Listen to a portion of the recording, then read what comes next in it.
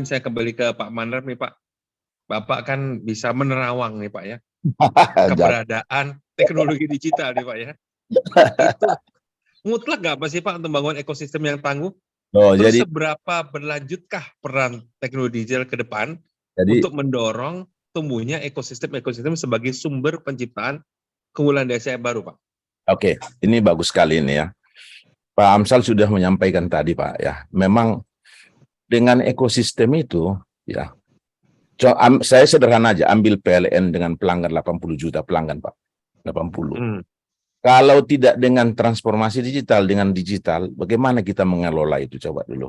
Ya. Iya. Masuk juga ekosistemnya itu kira-kira ya, supplier, pengguna, pekerja dan lain sebagainya. Hanya dengan cara itulah sebetulnya. Kalau udah bicara ekosistem, pasti sudah bicara masalah digitalisasi Pak. Tidak ada, nggak mungkin manual, nggak ada cerita itulah ya, nggak ada cerita itulah.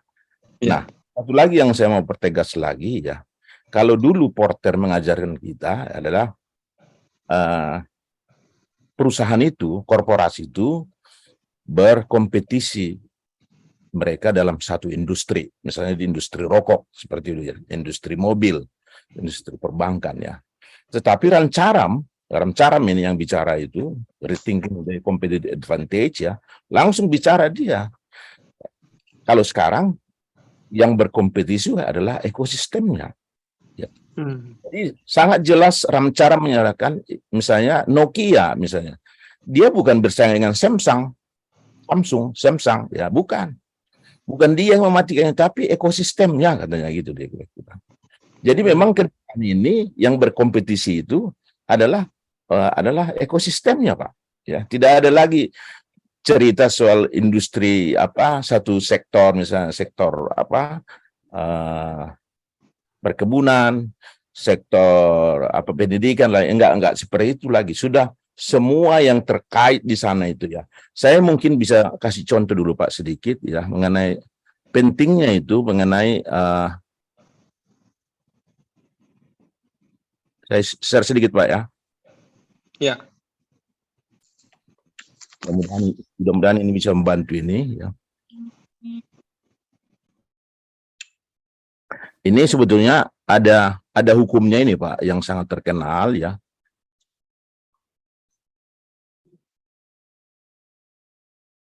Hukum Metcalfe kok nggak salah dia ya. Nah, ini dia. Ya. Jadi cara kita network effect Pak. Ya.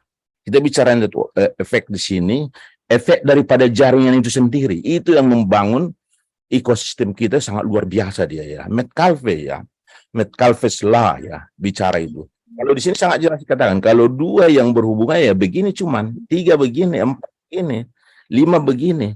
Yang kalau 12 ya begini enggak. Bayangin aja kalau Facebook bagaimana dia.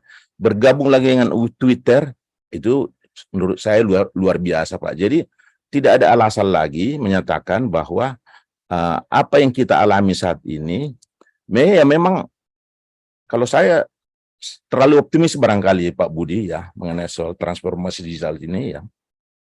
Saya berani menyatakan mereka yang tidak masuk ke sana itu akan lenyap. Itu dia kira-kira. Nggak bisa bertahan. Sekarang yang di UKM pun jualan apa? Jualan bubur, jualan pangsit, ya jualan apa lagi? Nasi Padang, sudah bicara masalah itu. Jadi kalau tidak ada Bapak harus masuk ekosistem Pak ya. Kalau tidak masuk ekosistem berarti akan lenyap. Begitu Pak ya. Bukan yang pertama ini dulu kepada organisasi di apa dulu ya. Tetapi nanti begitu besar dia lalu dalam sistem korporasi udah memang harus dengan ekosistemnya. Tetapi sebetulnya dari yang kecil pun sudah nampak itu sebetulnya sudah mulai masuk ke sana itu. Kalau tanpa dengan ekosistem ya kita tidak pelihara ekosistem kita menurut saya Pak ya, ini saya agak optimis saya bicara itu bisa lenyap dia itu kira-kira. Nggak bisa apa. Tidak lenyap tapi masih menjadi ya kaki lima. Kan sebetulnya tujuan organisasi kan harus tahu supaya bisa bertumbuh kan Pak. Bertumbuh. Iya. Kita ini pun dilahirkan Pak Budi ya supaya bertumbuh dan tetap kita jadi Ya. Itu tujuan organisasi. Kita membuat sebuah organisasi harus bertumbuh. Supaya bertumbuh itu memang harus masuk ke sana. Tidak ada cerita ABCD lagi yang ada di sana, nggak ada. Saya sangat yakin itu. Nah, kembali ke pertanyaan Bapak tadi, seberapa besar ini peran teknologi digital? Saya jawab, ya. Kalau bicara sudah ekosistem, tidak mungkin dikerjakan dengan cara-cara lama, harus masuk ke sana. Karena membentuk network effect istilahnya itu. Karena itulah yang membuat organisasi itu, ya jaringan kita menjadi besar, konsumer kita menjadi besar dia. Kalau kita lihat sekarang ini kan semua para perusahaan-perusahaan teknologi kan bakar uang, Pak. Iya. Itu tujuannya hanya satu, bagaimana membuat network efeknya itu pelanggannya sebesar mungkin, Pak. Karena yang perlu sama mereka itu siapa yang memakai aplikasinya mereka, itu dulu. Itu yang penting. Ya. Itu aplikasinya itu dipakai enggak? Kalau sudah dipakai banyak orang ya, karena ada teorinya lagi ya, semakin banyak pemakainya itu sebuah berarti investasinya itu nanti menuju nol, Pak. Ini dari Pak Yopan yang saya dapat ini Amazon. Amazon bilang seberapa besar pun dana yang diperlukan untuk membangun sebuah aplikasi atau sistem ya, itu dianggap nol, Pak, intinya biayanya itu. Karena sebuah investasi dibagi dengan jumlah network yang tidak yang sangat besar sekali pelanggannya itu, hasilnya menjadi nol dia. Jadi dalam teknologi digital atau transformasi digital ya, itu biaya investasi itu dianggap nol, Pak. Itu dia kira-kira. Asal betul digunakan dengan sistem network effect tadi itu. Kami kira itu dari kami. Terima kasih. Baik, terima kasih Pak Manrep. Ini kelihatannya sudah ada beberapa komen ya yang masuk. Ini saya mau kutip dari Pak Aristiadi nih, statementnya nih. Mungkin nanti bisa ditanggapi ya Pak. Kegagalan startup berbasis digital adalah kegagalan platform menjadi jangkar ekosistem yang diterima oleh rantai bisnis. Bagaimana Pak Hamzal? Apa bisa sependapat atau ada komen Pak Hamzal? Ya, betul Pak Budi. Saya memang setuju demikian. Jadi memang banyak juga ekosistem dibangun, ekosistem dikembangkan, tapi memang kadang-kadang jadinya layu sebelum berkembang atau mungkin tidak punya keunggulan daya saing juga. Itu salah satunya memang penyebabnya itu adalah memang antar ekosistem itu tidak terjadi kolaborasi atau orkestrasi, katakanlah mungkin standarnya berbeda-beda. Saya gambarkan seperti ini, kalau misalnya kalau kita bicara dalam konteks telemedicine atau telehealth di bidang kesehatan atau kedokteran, antar rumah sakit itu standarisasinya mesti sama. Dan standarisasinya itu dimulai dulu dari interoperability, terutama apa yang sekarang lagi digalak-galakkan oleh Kemenkes adalah namanya ya, Electronic Medical Record. Di rumah sakit kita sekarang. Pak, putus tadi. Ya, dari sorry Pak Albert tadi putus Pak. Silakan Pak Hamzah. Oh ya, dari IMR ya, Electronic Medical Record, yang dalam konteks di rumah sakit itu belum semua rumah sakit. Nah, kalau tidak ada API yang standar, itu mungkin bisa mengganggu atau bisa membuat yang namanya nanti pengembangan atau penyusunan ekosistem development-nya bisa jadi seperti tadi disampaikan oleh Pak Ari, mungkin akan membuat hanya daya saing, malah sebaliknya. Itu yang bisa terjadi.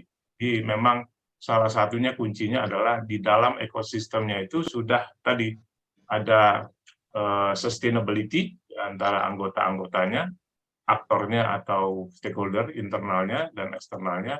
Kemudian ada self-governance. Nah, self-governance ini termasuk salah satunya adalah bagaimana standarisasi itu dikembangkan dan itu saling hubung dan juga tergantung satu sama lain. Jadi ada interoperability. Nah, itu kadang-kadang tidak kuat atau lemah di situ, ada masalah di situ, itu yang akan membuat ekosistem itu tidak berdaya guna dan akhirnya tidak memiliki daya saing. Demikian Pak Budi. Baik, terima kasih Pak Hamzah. Ya. Bapak Ibu silakan, kalau ada pertanyaan silakan. Oh ini dia Pak Albert masuk nih, bisa. Saya bisa bantu sedikit tadi itu Pak. Oh silakan Pak. Nah jadi begini, kegagalan dari startup itu sebetulnya ya, Pertama dulu ya, banyak orang salah kaprah Pak menangani masalah digital ini ya. Ini adalah merupakan bagian menurut saya yang perlu kita pahami dulu bersama ya. Pertama dulu ya, Profesor Westerman bicara ya, Westerman dari Harvard University bicara itu ya. Ketika orang bicara masalah transformasi digital ya, bukan masalah teknologi Pak, ya. Bukan masalah teknologi ya, tapi sebetulnya adalah masalah proses bisnisnya seperti apa dia. Karena bisnis, SOP, cara kerja, metode kerja itu yang kita digitalkan ya. Kebanyakan para startup ini asal membuat aplikasi ya, tidak mengikuti yang benar bagaimana sih sebetulnya proses bisnisnya yang benar, yang bisa mudah itu kira-kira, yang bisa mudah dilakukan. Bicara masalah transformasi digital, the answer is not the digital but the transformation. Bicara itu tentunya harus benar-benar dulu dikaji ya, SOP-nya ya. Karena itu yang kita digitalkan Pak, SOP itu. Bukan kalau yang lain-lain terus langsung ke digitalisasi, apanya yang didigitalkan? Tapi proses bisnisnya, SOP-nya dulu benar, di-clear dulu, enggak diuji dulu, benar apa enggak dia? Bisa enggak digunakan oleh orang, itu kira-kira. Kalau tidak bisa digunakan oleh orang, ya pasti gagal. Udah.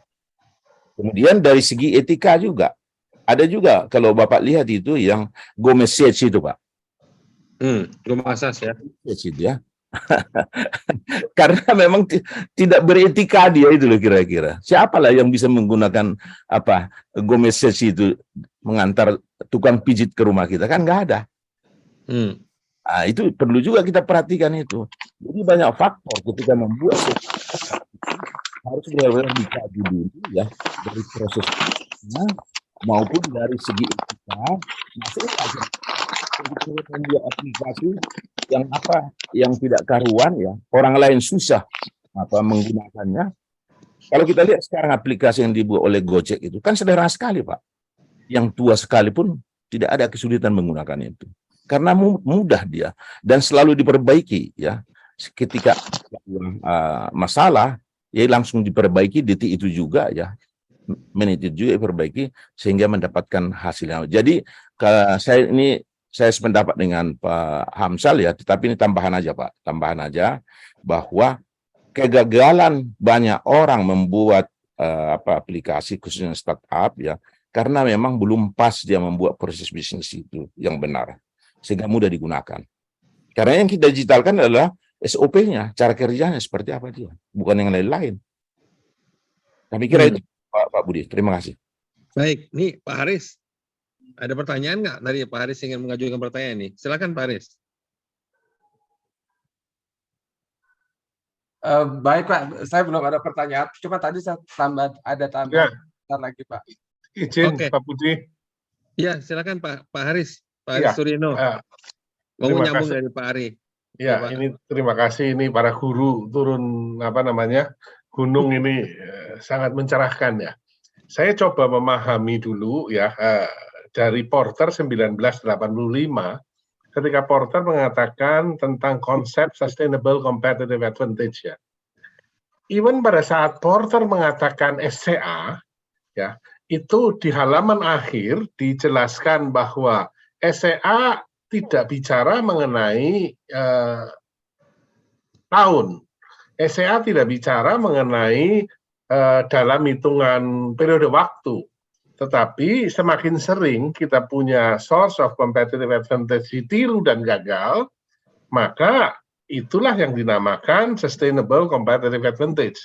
Tetapi Porter juga di 85 sudah mengingatkan bahwa yang namanya SCA itu bukan sepanjang segala abad.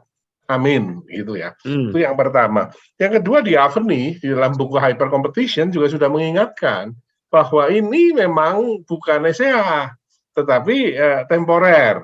Ya. Kemudian kita masih ingat perdebatannya Eisenhart Martin dengan TIS, di mana TIS 97 masih yakin adanya SCA, sementara Eisenhart Martin mengatakan bahwa tidak bakalan terjadi SCA, tetapi yang terjadi adalah temporary. Kemudian tadi Ram mengatakan namanya transient. Ya, berarti dari awal pun sebenarnya Porter sudah mengatakan bahwa ini tidak sepanjang segala-abad. Bahwa kemudian dinamika semakin cepat, ya, lebih dynamic, bisnis lebih dynamic, kemudian lebih kompleks, maka akan mengakibatkan tentu jangka waktu sustainable-nya ini semakin pendek. Jadi apakah konsep ini menjadi satu hal yang tautological?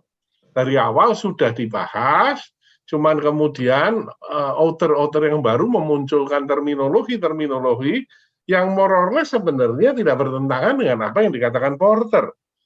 Ya, itu yang pertama. Kemudian yang kedua, tadi Profesor Hamsal mengatakan konsep ekosistem ini menarik sekali. Juga tadi Pak Mahnarep juga menggunakan konsep ekosistem ini. Yang tidak ekosistem akan ketinggalan. Dan yang bersaing adalah ekosistemnya, bukan perusahaannya. Ini jadi mengundang pertanyaan buat saya, apakah semua bisnis ya akan bersaing pada atau mengandalkan pada ekosistem?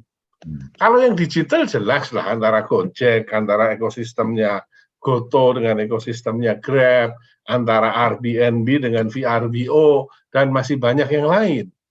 Tetapi apakah semuanya akan lari ke ekosistem? Ya, buku yang ditulis tentang the emerging era of platform-based business itu sudah mengingatkan bahwa tidak semuanya akan ke platform-based business.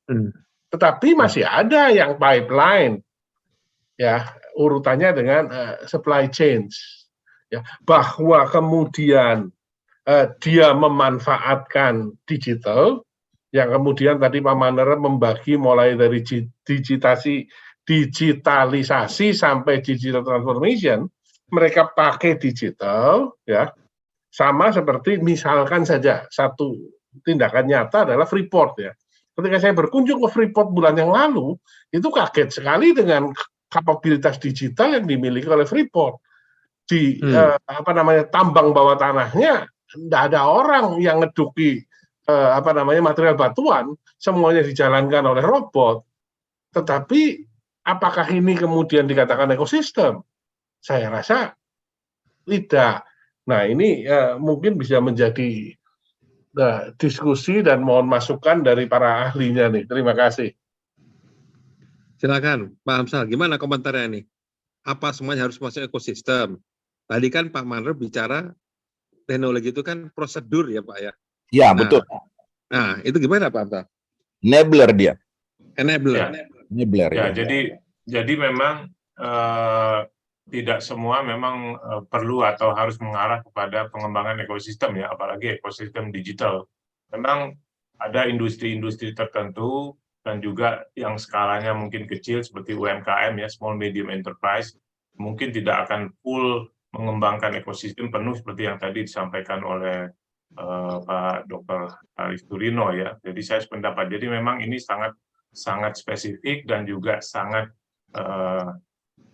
case by case, kasuistik, dan juga ini juga tidak bisa dipukul rata semua harus masuk beralih ke transformasi digital. Berbagai macam bisnis memang kadang-kadang memang cukup masih yang tadi disampaikan oleh Pak Mahnarep sebelah kiri aja, tradisional bisnis ya, dan digital bisnis ya. Jadi seperti itu. Jadi memang case by case nih. Oke. Maka silakan Pak Mahnarep. Terima kasih nih Pak Haris, luar biasa masukannya ya, untuk kita pikirkan lagi ulang ya. Tetapi saya berasumsi Pak Budi ya, ke depan ini ya, saya sangat yakin betul yang pembukaan tadi sampaikan ya, sekali teknologi itu masuk ke pasar Pak, ya, jarang mundur. Boleh katakan tidak pernah mundur itu kira-kira. Itu hukumnya itu, ya. Ya. Memang teknologi ini transformasi digital itu merambah di mana-mana dia ya. Dan saya yakin ya, asumsi saya seperti itu. Saya asumsikan hampir nanti semua bisnis itu harus menggunakan transformasi itu, digitalisasi atau digitalisasi ataupun transformasi digital harus masuk ke sana dia, tergantung tingkatannya dia ya. Dengan asumsi itu saya beranggapan bahwa apa yang sependapat dengan sampaikan Ram Charam disampaikan oleh Pak Profesor Hamzah tadi, ya memang tidak ada cara lain, harus memelihara ekosistem itu, nggak ada cara lain. Ya. Kalau tidak dia lakukan itu, dia mati. Itu dia. Tidak ada menawar, Pak. Kalau di dalam kita sudah lihat dari revolusi industri yang pertama sampai kedua, ketiga, keempat, tidak ada tawar menawar itu. Masalahnya mungkin masalah ada yang cepat, ada yang lambat. Tetapi arahnya menuju ke sana dia. Sampai kepada nanti kita lihatlah sekarang ya, algoritma yang dibangun itu ya di semua korporasi. Sekarang kita memesan apa saja kalau nggak pakai algoritma kan nggak ada lagi. Ya, algoritma aplikasi yang sudah dibangun itu, di mana lagi kita mencari tiket manual saat ini? Mati, Pak. Nggak ada lagi. Ya, sudah selesai dia urusan itu lagi ya. Hotel misalnya gitu ya. Saya kira hotel sebagian aja itu. Saya dengar di Singapura itu kalau kita tidak punya aplikasi Uber misalnya gitu, kita nggak dapat taksi. Di luar negeri juga saya kira, di Amerika begitu. Tidak ada kita punya aplikasi. Jadi memang harus masuk ke sana dia. Memang sudah di situ dia. Kalau saya, asumsi saya begitu Pak Budi ya. Makanya saya berani menyatakan ya. Itu asumsi saya. Jadi semua bisnis ke depan itu harus dengan transformasi digital, digitalisasi ya. Yang manual-manual itu udahlah, selamat jalan lah itu. Yakin saya. Oke. Izin Pak Budi, boleh? Silakan Pak Haris. Oh, sepakat sekali Pak Manarep bahwa transformasi digital dipakai, sepakat sekali. Kalau itu sepakat. Tetapi apakah semua bisnis akan menjadi based on ecosystem? Jadi something that saya masih ragu. Apakah semuanya akan menggeser ke platform based business? Itu yang saya masih ragu. Profesor ini saya cari tadi namanya ya, Profesor Croxon. Ya, ini mengingatkan ketika dia membahas mengenai platform based business models, mengatakan bahwa ini tidak apply terhadap semua jenis bisnis. Biasanya lebih banyak yang B2C. Dia mengatakan, mengingatkan seperti itu. Tadi yang Pak Manarep katakan bahwa pesan taksi dan segala macam, yes, agree 100%. Itu persaingannya persaingan platform. Di finansial juga persaingan platform. Tetapi di pertambangan misalkan, ya, memanfaatkan teknologi digitalnya, yes, 100% agree. Tetapi bukan menjadi platform based business. Tetap adalah pipeline business. Terima kasih. Kalau salon gimana Pak Haris? Nggak pakai platform kan salon ya? Salon bisa menjadi platform nanti seperti GoGlam. Walaupun kan sampai sekarang ya Go Live ya, itu sampai sekarang kan di dalam GoGlam itu kan belum bisa dicegah terjadinya istilahnya itu apa ya, di direct direct itu. Jadi dijalani langsung tukang pijetnya, katakan kita pesan Go Massage lewat Go Live, kalau terus kemudian dapat tukang pijet yang mijetnya enak, orangnya putih, baunya wangi, ya lain kali kita WA dia langsung. Dan ini belum bisa dicegah oleh Gojek ini. Ya kan? Oke. Seperti itu. Terima kasih. Kira gini, kita mungkin nggak perlu terlalu jauh melihat seperti itu ya. Tetapi bisa kita mundur dikit ya. Tapi saya bisa mengalah sedikit lah ya. Mungkin tidak semua ya, karena istilah semua ini kan memang agak apa ya. Ya, mayoritas ekstrim, ya. Mayoritas itulah barangkali ya. Yang bisa kita apa. Kalau menurut saya ya Pak Budi ya dengan Pak Aris ya. Mayoritas nanti bisnis ke depan itu akan menjadi menggunakan berbasis platform. Betul, itu dia. Nah ini gini Bapak-Bapak Ibu-Ibu nih, saya ini ada mahasiswa S3 di PPF yang kebetulan meneliti masalah ekosistem. Nih, lagi jalan nih. Nah, orangnya ada di sini nih. Pak Yosef, ada komentar nggak? Nih, kalau masih bisa disuruh, Pak. Silakan Pak Yosef. Siap, selamat malam, Prof. Selamat malam, Prof. Hamzal, dosen saya di BINUS. Selamat malam, Pak Albert, salam kenal. Selamat malam, Pak Manarep. Ya, saya kebetulan sedang studi tentang ekosistem. Kalau selamat malam juga Pak Aris Turino, yang mengenalkan saya ke strategic management. Selamat malam, Pak Aris. Saya sedang melakukan studi tentang ekosistem. Kebetulan kalau yang disampaikan tadi disebutkan di awal tentang platform ekosistem yang didorong oleh teknologi driven ataupun digitalisasi driven. Kebetulan saya lagi meneliti dari perspektif yang tadi bisnis ekosistem, Prof. Hamzal. Cuman saya kebetulan sangat tertarik dengan teori ekosistem dari Adler 2017, yaitu Search for Alignment, dan ditegaskan oleh beliau dari Adler 2022, ecosystem strategy is alignment strategy. Dan beliau ada meng-highlight bagaimana platform ekosistem itu dari perspektif itu sebagai ekosistem as affiliation yang saya pahami. Jadi bagaimana makin banyak tadi misalnya aktor yang digandeng seperti disampaikan oleh Pak Manarep, misalnya berapa banyak aktor yang digandeng untuk makin berkontribusi terhadap value proposition yang dibangun oleh ekosistem tersebut. Seperti kita bicara mungkin Google ekosistem, Microsoft yang sangat dominan gitu kan, Android misalnya gitu. Tapi yang saya cermati yang menarik juga dari Adler tersebut ialah tentang alignment strateginya, bagaimana, dan ini yang saya sedang mau studi pada industri yang mungkin lebih dekat dengan yang disebutkan tadi dari sisi tradisional, yang mungkin dulu diajar oleh Pak Aris, masih mengandalkan Porterian base, yaitu dari industrial organization perspektif gitu, di mana di situ ada generic strategy gitu kan, supply chain, value chain, yang value chain-nya Porter gitu. Tetapi kemudian ini diintegrasikan, misalnya ekosistem ini jadi hub bisa ke OE, yaitu Organization Ekonomi dari Communitarian maupun yang Federation, karena terkait memang mengorkestrasi resources misalnya gitu. Nah, saya juga pengen pendapat, karena saya juga sekarang lagi baru ketemu ekosistem teori dari HONC 2021, yaitu ekosistem as co-ovulation.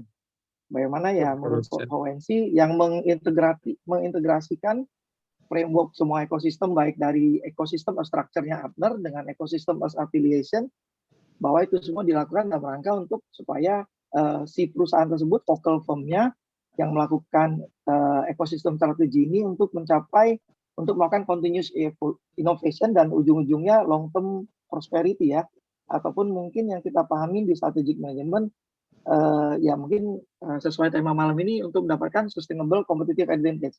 Mohon pencerahan dari Prof. Albert, Prof. Hamzal, dan juga Pak Manarep. Terima kasih, Prof. Budi. Terima kasih. Silakan Pak Hamzal. Ini lagi belajar ekosistem, tapi sudah banyak bacaannya nih Pak Hamzal. Saya juga ngikutinnya kadang-kadang kewalahan juga ini. Ya, ya secara teori memang tadi jurnal-jurnal atau tadi autor-autor yang disebutkan memang sudah banyak memberikan insight gitu ya Pak Yosef ya. Tapi saya melihatnya begini saja dari yang kita bicarakan dan juga berbagai macam referensi. Sebenarnya dalam konteks ekosistem itu ya, itu ada 5 enabler pemungkinnya itu.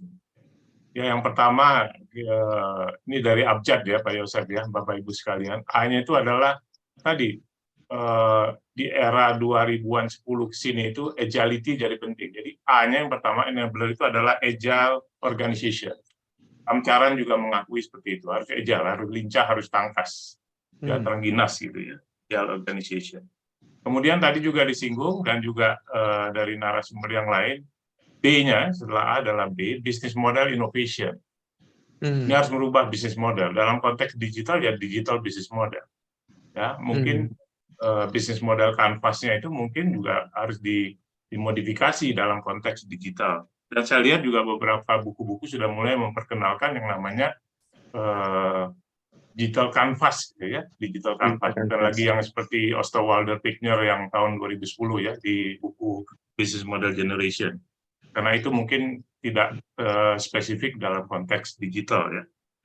Kemudian C-nya adalah ini yang penting yang tadi kita sampaikan, juga disampaikan Pak Albert mengenai customer journey, tapi dalam konteks ini adalah customer centricity. Nah, nanti kita larinya itu adalah value proposition sebenarnya dalam konteks business model, ya. Customer centricity. Kemudian ini yang tadi banyak disinggung oleh Pak Manerep adalah bicara mengenai data. Ya, data dan insight ini yang sangat penting. Makanya kita juga di dalam industri 4.0 menonjolkan mengenai pentingnya big data, ya, BDA, big data analytics, ya.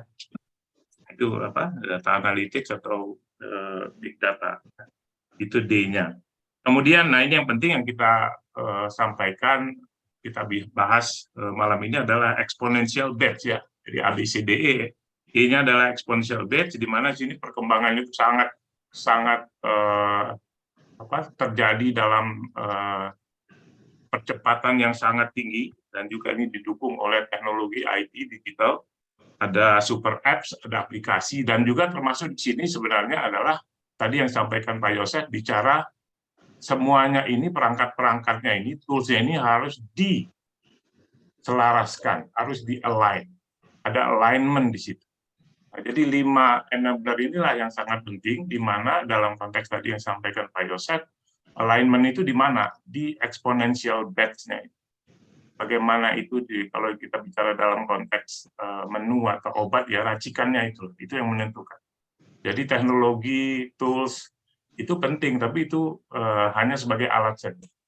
Justru alignment-nya itu yang jadi penting gitu. Atau dalam konteks di resource base kita bicara orkestrasinya itu yang penting di dalam satu ekosistem tertentu. Demikian menjawab tadi Pak Yosef, ya. Saya kembalikan ke Pak Budi, terima kasih. Terima kasih Pak Hamzah. Pak Albert, apakah masih monitor? Ini saran dulu Pak Budi. Ya, silakan Pak Manerep. Saya jangan lari konsep kita dari new concept of competitive advantage dulu, barangkali lebih gimana ininya konkretnya kita bisa melihat itu, barangkali itu dulu Pak, barangkali. Ini kan alat ini mencapai itu kan itu tadi. Tapi the new konsep itu seperti apa dia? Saya tadi sudah sedikit garis bawahi, ya, bahwa itu kalau yang secara lama kita menjual produk jasa, ya, tetapi di alam yang akan nanti, ya, sudah plus dengan datanya itu kira-kira. Nah, itu dia. Apakah mungkin ada pertanyaan seputar itu? Terima kasih Pak Budi. Masukkan aja Pak. Supaya kita dari konsep yang kita sudah sepakati. Baik, ini pertanyaannya, tapi justru malah ini ya, punya pertanyaan yang di luar itu.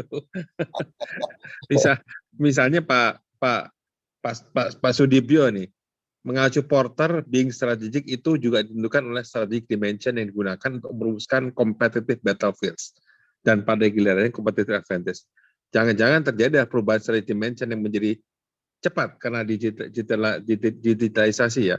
Apakah platform itu masuk dalam dimensi strategik dalam konsep Porter nggak nih? Nah itu pertanyaannya. Mana Pak Amsal? Tapi gimana pertanyaannya? Mohon diulang ada di sedikit, chat Pak. Oh, di ada chat, di ya? chat Pak. Ya, dari Pak Sudibyo. Oke, saya coba cek ke atas. Oke.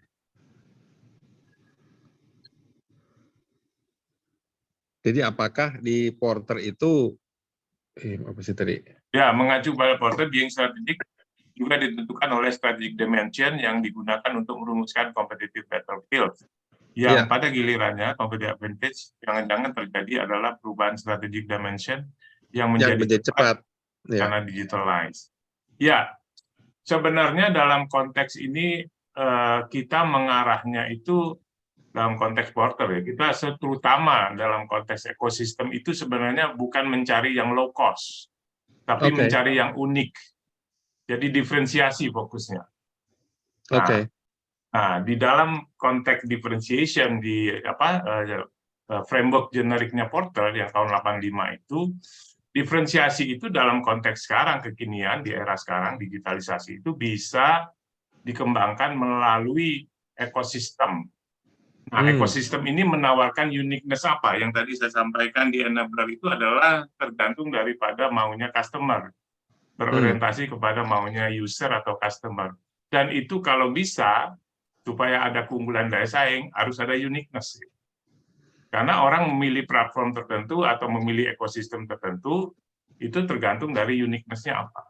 Dan ini memang sejalan dengan pemikirannya Porter, karena 8 bulan tadi, yang namanya disebutkan oleh Porter namanya diferensiasi. Yang kita terjemahkan di sini ekosistem yang unik. Diferensiasi, ya. Ekosistem yang punya pembeda, punya keunikan, punya diferensiasi. Jadi sejalan sih sebenarnya tadi menjawab yang Pak Sudibyo ya. Jadi memang dimensinya lebih fokus kepada dimensi diferensiasi. Nah, ekosistem diharapkan larinya ke situ, mengembangkan diferensiasi itu. Nah, gitu, cuma Pak. begini Pak, ini mungkin Pak Manap juga ya. Apakah misalnya Pak, ini kan kita bicara diferensiasi. Nah, di dalam ekosistem itu kan tidak hanya satu perusahaan Pak ya. Ada banyak perusahaan, kan gitu Pak ya. Nah, kalau semuanya masuk dalam ekosistem, lalu diferensiasinya di mana gitu? Ini kita bicara sustainable competitive advantage ya Pak Manap ya. Kan katanya Porter bilang kan kalau nggak diferensiasi low cost, kan gitu kan? Betul, yang dua itu dia. Atau fokus ya, katakan. Tapi fokus salah satu, nggak bisa dua-duanya kan? Nah, saya bertanya nih, kalau kita pakai ekosistem, berarti dalam ekosistem itu kan tidak hanya satu perusahaan ya kan? Nah, ini uniknya di mana gitu? Atau malah justru ada ekosistem justru mendorong low cost, bukan diferensiasi.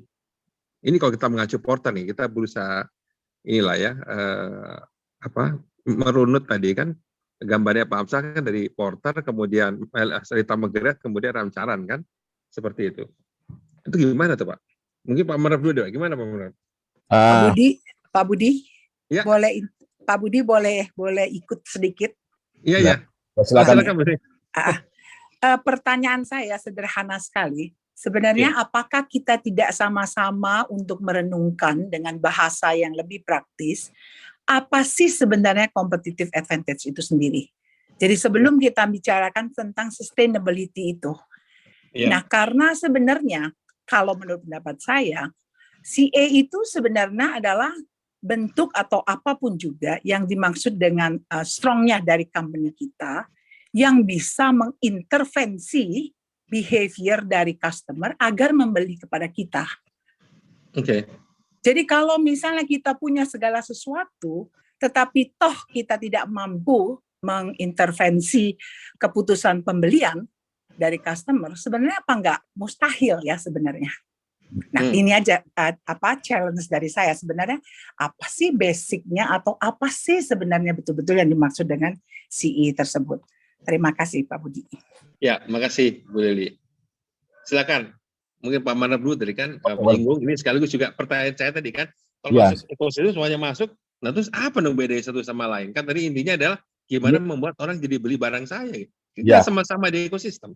Betul. Jadi ini sudah terjawab ini sebetulnya yang disampaikan Ibu Lili tadi banyak membantu ini ya.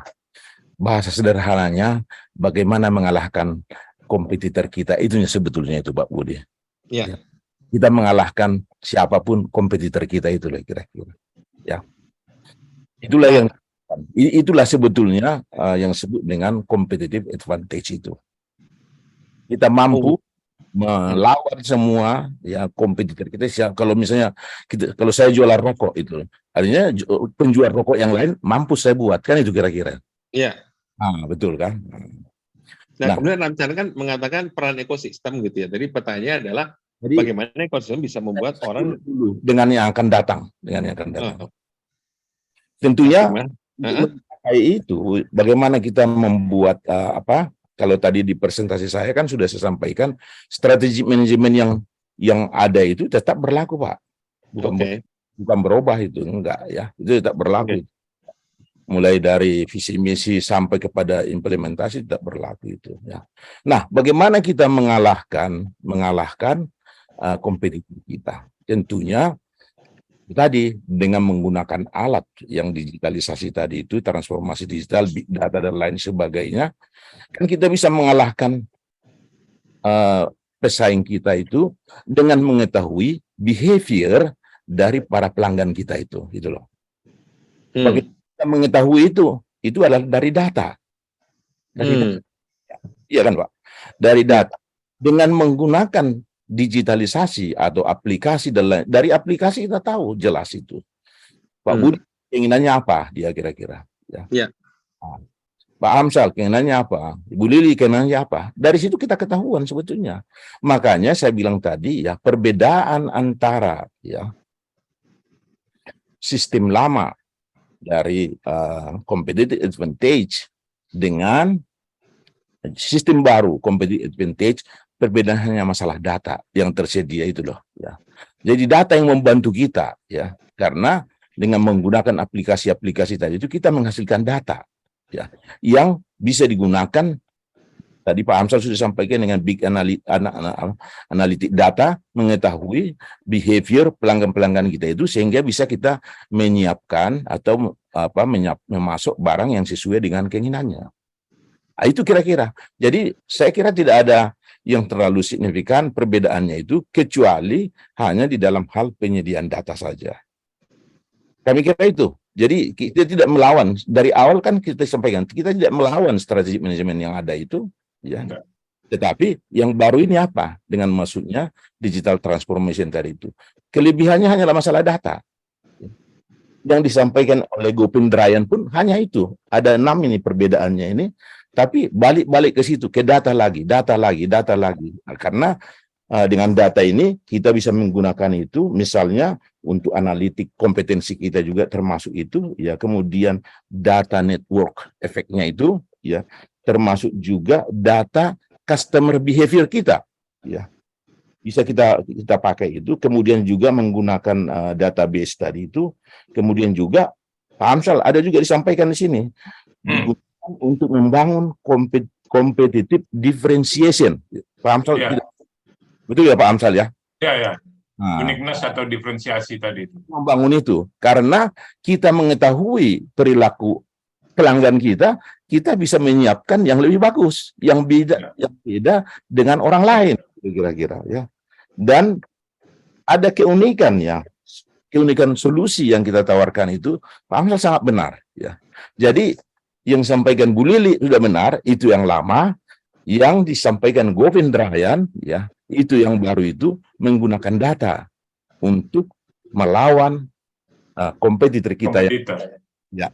Saya kira sederhana konsep itu, tidak yang kemana-mana itu kira-kira. Kalau dengan cara lama kita nggak tahu sebetulnya menggunakan mencari data tadi itu ya, karena yang sifatnya tidak ada ya jual beli, habis itu kita nggak tahu siapa yang pembelinya itu kira-kira dengan cara lama. Misalnya Pak Budi beli mobil, kalau cara lama kan kita nggak tahu siapa Pak Budi. Tetapi dengan cara baru ini ya, kita pun tahu nanti tempat tinggal Pak Budi di mana, hartanya di mana, kekayaannya di mana, ini pembayar pajak yang benar apa tidak dia kira-kira, itu loh kira-kira. Istrinya berapa, itu loh. Ini dengan sangat gampang kita, anaknya berapa, mengetahui pelanggan kita dengan bagus, sehingga kita bisa menyiapkan pelayanan kita kepada mereka yang lebih bagus lagi. Itulah keunggulan kompetitif di masa yang akan datang. Kami kira itu Pak Budi. Baik, Pak Amsal, waktu itu letaknya ekosistem di mana dong kalau konsepnya sederhana itu? Ekosistem itu sebenarnya bentuk lain dari kemampuan berjejaring sebenarnya. Kalau dulu kita main sendiri-sendiri, secara mandiri gitu ya, one to one ya. Tapi seberapa kuat kita misalnya main sendiri gitu kan? Jadi kan kalau dalam konsep 3B-nya Kaplan dan Mitchell itu kan ada build, borrow, dan buy gitu ya. Nah, tapi ke depan itu dalam konteks era digital itu mungkin buy itu perlu dana yang tidak sedikit karena akuisisi. Tapi kita mungkin ke depan konteksnya tadi new concept of competitive advantage lebih banyak kita borrow, artinya sharing resource. Nah, sharing resource itu dimungkinkan kalau kita membentuk ekosistem yang sebenarnya capabilities-nya itu simple, networking capabilities. Itu aja sebenarnya. Dan itu sejalan dengan konsepnya Porter, konsepnya McGrath juga. Cuman memang penekanan-penekanannya berbeda. Ujung-ujungnya sih unggulan daya saing. Cuman caranya berbeda-beda sekarang, karena eranya juga berbeda. Tapi sebenarnya sekarang nggak bisa main sendiri, Pak Budi dan Bapak Ibu. Kita nggak bisa main sendiri, kita harus berjejaring. Kalau perlu kita berteman atau berkolaborasi dengan kompetitor. Kenapa enggak? Nah, itu yang memang konsep lama seperti itu. Bahwa sendiri-sendiri ya head to head sendiri-sendiri. Sekarang nggak begitu, kita berkolaborasi.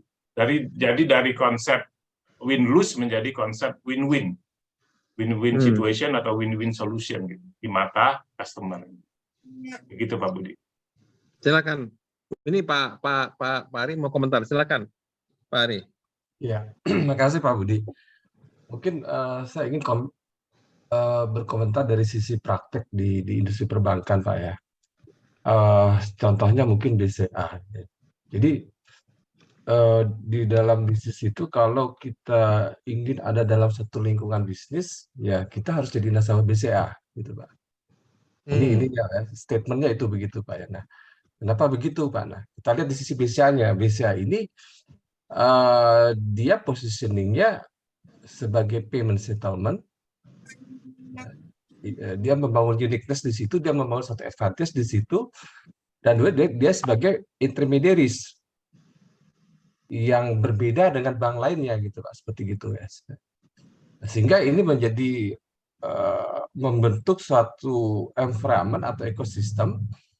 Kalau saya pedagang, saya distributor, saya manufaktur, ada dalam satu rantai bisnis yang sama, ya saya harus jadi nasabah BCA di situ gitu Pak. Itu satu keunggulan yang dibangun oleh BCA. Nah sekarang berkembang teknologi internet pada waktu itu BCA. Ya.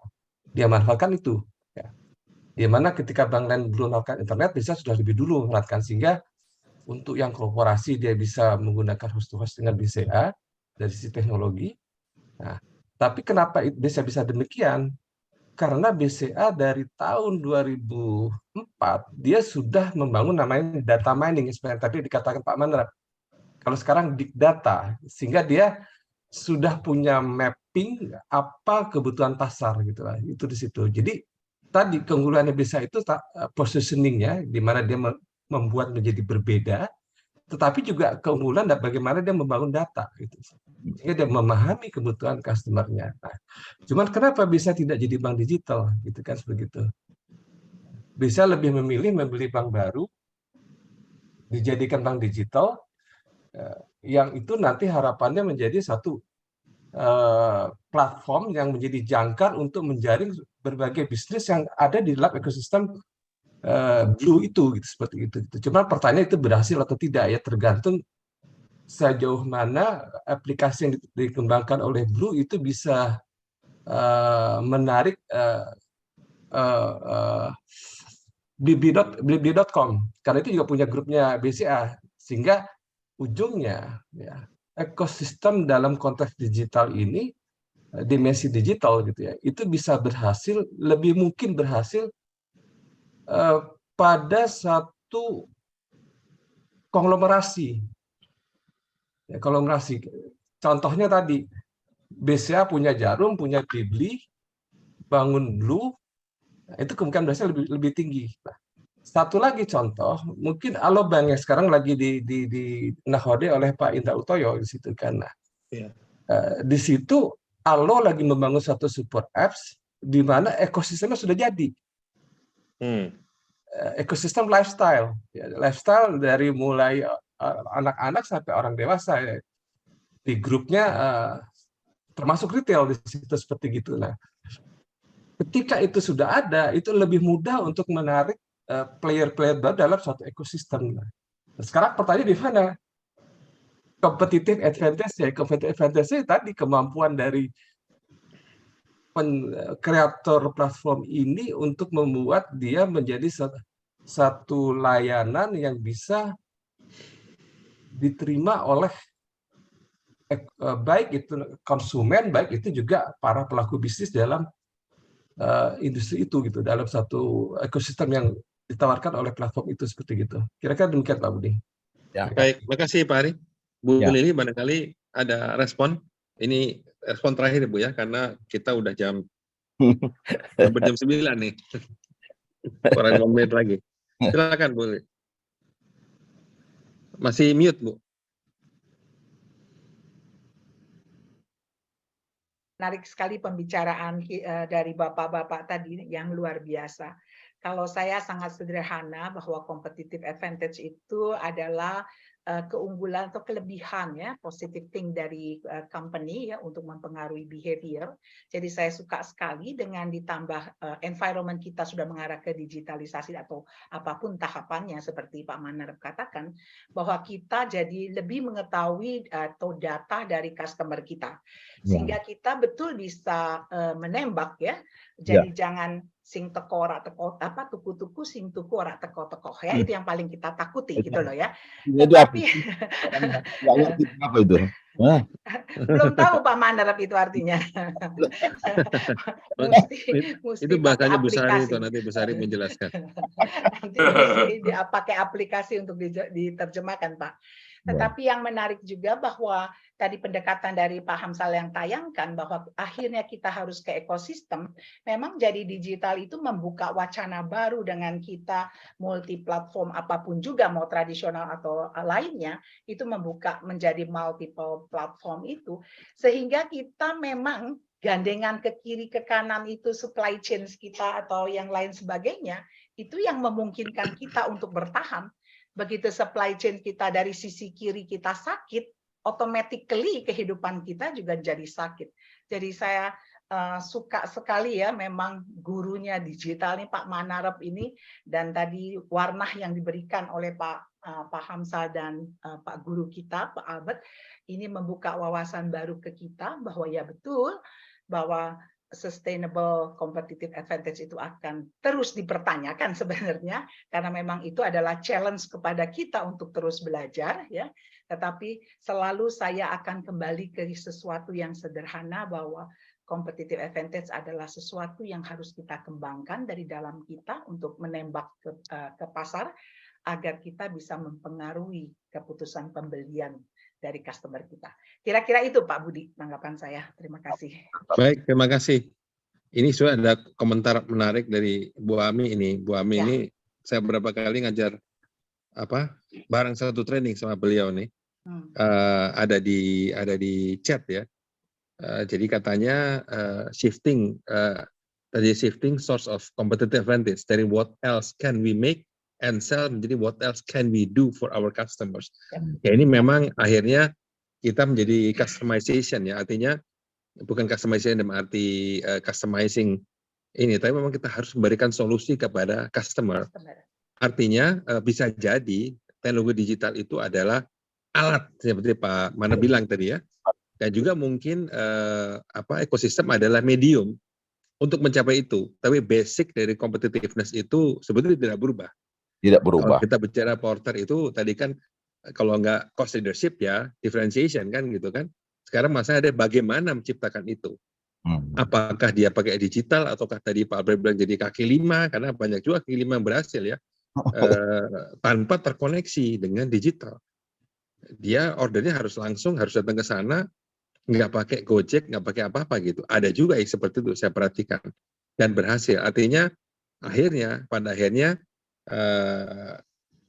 digital ataupun apapun itu menjadi sebatas katakanlah sebatas alat gitu ya. Nah Bapak Ibu ini saya lihat waktu sudah 20 pasal 20 ayat 59. Jadi saya kira kita harus akhiri karena waktu semakin larut. Besok banyak di antara kita harus beraktivitas lagi dan mungkin dimulai pagi hari. Jadi mohon maaf, kita harus mengakhiri diskusi kita malam ini. Sebelum kita akhiri, saya ingin menutup dengan sebuah pantun. Waduh. Tolong respon dengan bilang asik ya. Asik. Lapar-lapar makan juhi di pasar rumput. Asik. Nggak sabar ngantri tapi nggak boleh berebut. Asik. Malam-malam diskusi untuk nambah ilmu.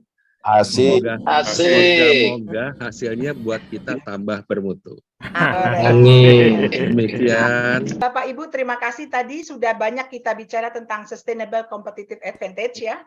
Ini dari pandangan teori, tapi nanti minggu depan tanggal 11 Januari kami sudah juga mengajak Ibu Ira, Presdirnya ASDP, terus Ibu Fitria dari Energi, Ibu Wilsa dari farmasi dan Ibu Ita dari pendidikan, mereka akan bicara, para ibu-ibu ini akan bicara tentang sustainable competitive dari masing-masing industri mereka, dilihat dari nanti bagaimana kedudukannya dalam ekosistemnya. Jadi nanti tunggu undangan kita lebih lanjut Bapak Ibu ya. Jadi kalau bisa kita terus untuk diskusi yang lebih real, yang ya. Kira-kira itu pengumuman dari kami. Terima kasih.